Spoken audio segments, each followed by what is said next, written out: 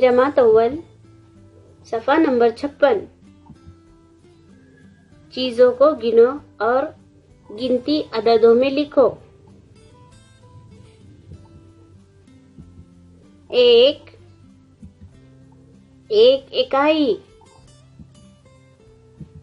1 2 2 इकाई। 1 2 3 3 इकाई।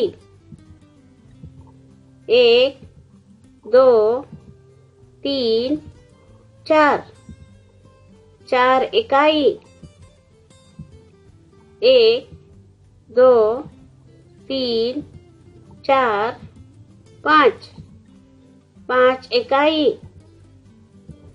1 2 3 4 5 6 6 इकाई।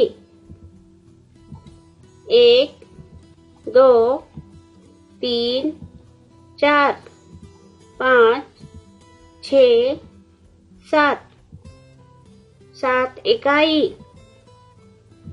1 2 3 4 5 6 7 8 8 इकाई।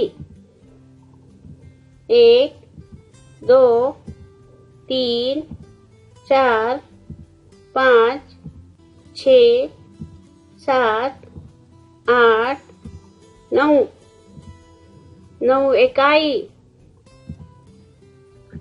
1 2 3 4 5 6 7 8 9 10 1 दहाई 10।